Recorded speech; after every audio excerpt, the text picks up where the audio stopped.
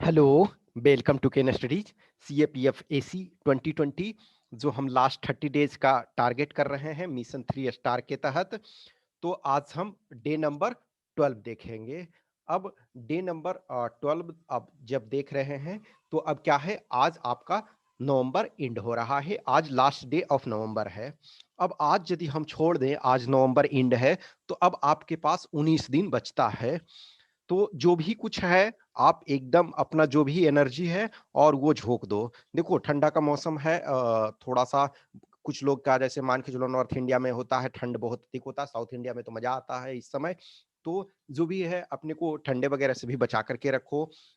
और एक और चीज़ें हैं कि देखो, जो आप एग्ज़ाम दोगे तो चिल ठंड में एक तरह से मौसम में दोगे, तो वो प्रैक्टिस आपका सम टाइम क्या होता है ना कि ठंडे के मौसम में हाथ वगैरह सही से नहीं चल पाता है, तो ये आप प्रैक्टिस वगैरह कंटिन्यू उस माहौल में करो और सही टाइम से उस टाइम में विदिन टाइम जो जो ऑलरेडी मैंने बोला, कल आपका संडे था, तो आई होप कि आप लोगों ने ईमानदारी से जो भी है, दोनों पेपर को लिखा होगा और जिसने दोनों पेपर को अपने टाइम के अनुसार लिखा है, तो वो एटलीस्ट प्लीज़ प्लीज़ कमेंट करना और ये टाइम भी लिखना कि यस हमने टाइम के अनुसार कंप्लीट किया, आई कंप्लीटेड विदिन टाइम। और दोनों पेपर या जिन्होंने एक पेपर लिखा है तो वो एक पेपर लिखना, जो दोनों पेपर लिखे हो वो दोनों पेपर बोलना। एटलीस्ट देखो एक अच्छा लगता है, फिर मुझे होता है कि चलो बच्चे जो भी हैं, जो एस्पिरेंट्स हैं, जो कैंडिडेट्स हैं, जो वर्क वो एटलीस्ट कर रहे हैं, तो आपके पास वो लिबर्टी है ना कि जिस भी टेस्ट को आप चाहो वो उसको लिखो विदिन टाइम में, तो ताकि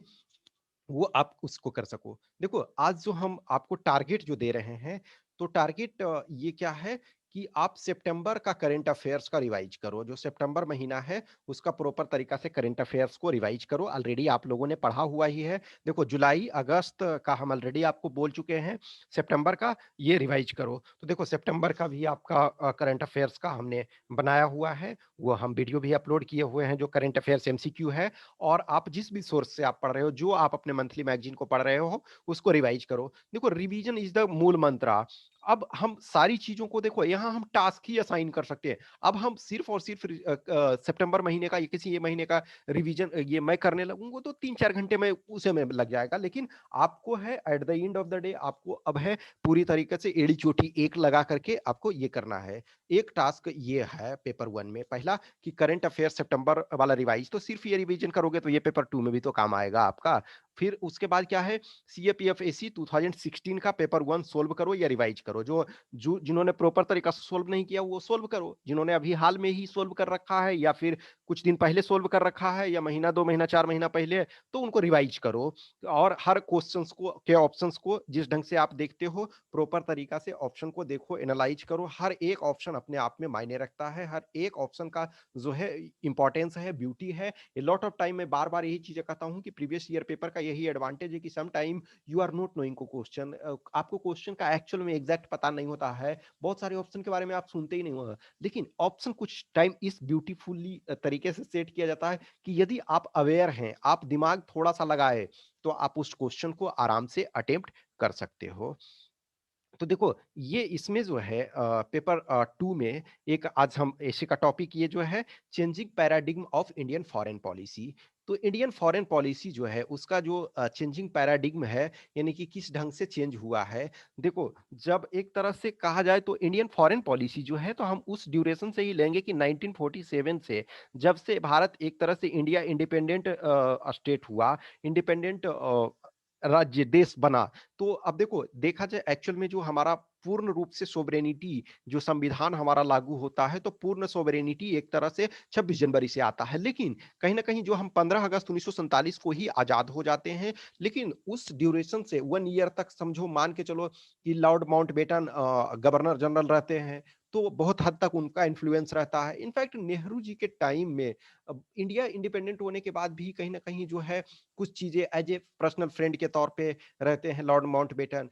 तो नेहरू जी डिफरेंट ईरा के पर्सन होते हैं। तो नेहरू जी से लेकर के आज जो वर्तमान कंटेक्स्ट चल रहा है, तो इंडियन फॉरेन पॉलिसी जो है ए लॉट ऑफ थिंग्स चेंज हुई है। जैसे फॉर एग्जांपल बेस्ट चीजें, नेहरू जी गांधी जी के साथ रहे, तो महात्मा गांधी जो है हमेशा जो है पीस और नॉन वायलेंस, जो नॉन वायलेंस के प्रति, जो सत्य और अहिंसा के प्रति हमेशा डेडिकेटेड रहे। और कहीं न कहीं जवाहरलाल नेहरू जी पे भी उसका छाप पड़ता है। इसी वजह से देखोगे कि आप चाहते या न चाहते हुए भी, यदि चाहा गया हुआ होता, जस्ट ये हमेशा विवाद में रहता है कि यदि प्रॉपर तरीका से नेहरू चाहते, तो आज पीओके का जो है, तो हम जिस ढंग से धीरे-धीरे करके खदेड़ रहे थे पाकिस्तानी सेना जो है, या कबीलाई के तौर पे जो वो बोलते हैं, तो हम उनको खदेड़ दिए हुए होते, और जो पूरा आज पीओके के है तो वो हम वापस ले सकते थे उस समय। लेकिन जो नेहरू जी थे वो उसको यूनाइटेड नेशंस में ले गए। फिर उसके बाद चलो शिमला समझौते के अंतर्गत जो 1972 में 1971 वॉर, जो जिसमें बांग्लादेश, लिबरेशन ऑफ बांग्लादेश हुआ, उसके बाद जो है फिर बायलैटरल हो गया। लेकिन अब जो है रियल सेंस में यदि देखा जाए, इन रियलिटी, तो बहुत मुश्किल है कि आप पीओके को अब अपने अंदर ला सकते हो। नो डाउट इंडियन कॉन्स्टिट्यूशन और India as a Indian parliament और इंडिया एज ए नेशन जो है, वो उसको अपना इंटीग्रल पार्ट मानता है। इसी वजह से हम मानते हैं कि हमारा जो आज भी बॉर्डर है, जो अफगानिस्तान से लगता है, लेकिन इन एक्चुअल जो है लैंड बॉर्डर अभी हमारा अफगानिस्तान के इन प्रैक्टिकल सेंस में नहीं लगता है। इन एज ए कंट्री के तौर पे जो हम उस पीओके को अपना मानते हैं और वो हमारा है, तो उस अनुसार से ये लगता है, लेकिन डायरेक्ट जो है अभी प्रैक्टिकल में नहीं लगता। तो तब से एक तरह से लॉट ऑफ थिंग्स चेंज हो गई है। यानी कि नाम, जो नॉन अलाइनमेंट मूवमेंट था, ठीक है, एनएएम, तो नाम से लेकर के और क्वाड तक, अब ये देखो इससे भी आप स्टार्ट कर सकते हो, from NAM to Quad, a lot has changed in Indian politics. या फिर आप इससे नहीं कुछ आता है ना फॉरेन अफेयर्स में, तो पाल्मस्टम्स डिक्टम, पाल्मस्टम्स डिक्टम ये कहता है कि ऑलरेडी मैं उसको डिस्कस कर चुका हूं, कि there is no permanent friend and no permanent enemy, only permanent interest of the country is there, and also that interest is changing in this era.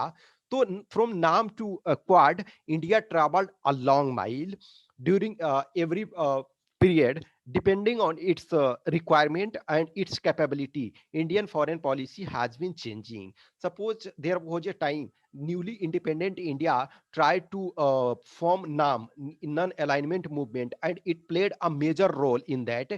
तो नन अलाइनमेंट मूवमेंट जो था, जो हमारा ये नाम था, उसमें भारत एक तरह से, Jawaharlal Nehru one of the main leader थे। जैसे जवाहरलाल नेहरू, नासिर, ये इजिप्ट के नासिर, फिर युगोस्लाविया के मार्शल टीटो, फिर श्रीलंका के श्रीमती श्रीमावो भंडार नायके, और ऐसे ये बहुत सारे, इंडोनेशिया के डॉक्टर सुकर्नो, तो बहुत सारे लोग थे जो अहम भूमिका अदा किए।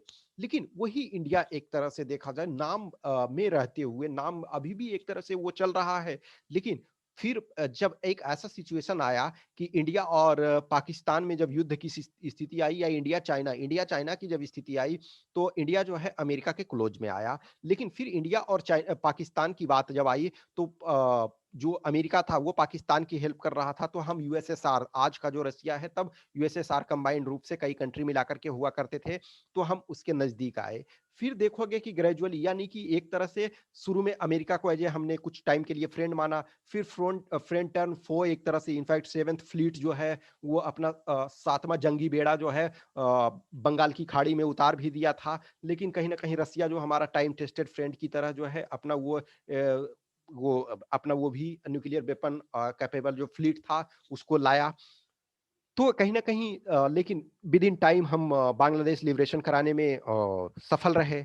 और तब से देखा जाए, फिर ग्रेजुअली चीज़ों को चेंज होते-होते यूएसएसआर, डिसइंटीग्रेशन ऑफ यूएसएसआर और कोलैप्स ऑफ बर्लिन वॉल ने एक तरह से फिर से अमेरिका को मास्टर ऑफ द वर्ल्ड के रूप में स्थापित कर दिया। तो फिर हम हैं ग्रेजुअली अमेरिका की तरफ शिफ्ट हुए। अमेरिका की तरफ हम शिफ्ट होते हैं सिर्फ़ और सिर्फ़ स्ट्रैटेजिक इंपॉर्टेंस के चलते नहीं, स्ट्रैटेजिक इंपॉर्टेंस के साथ-साथ अमेरिका जो है वो इकोनॉमिक पावर हाउस, ये अब चाइना नो डाउट उसे यूएस हेजिमोनी को, जो यूएस की सुप्रीमेसी है, चाहे इकोनॉमिक टर्म में हो या मिलिट्री टर्म में हो या स्पेस के टर्म में हो, वो चैलेंज कर रहा है चाइना। बट स्टिल जो है United states of America, America जो है वो एक अपना प्रभुत्व रखता है, और इतनी जल्दी वो डाउन नहीं होने वाला है।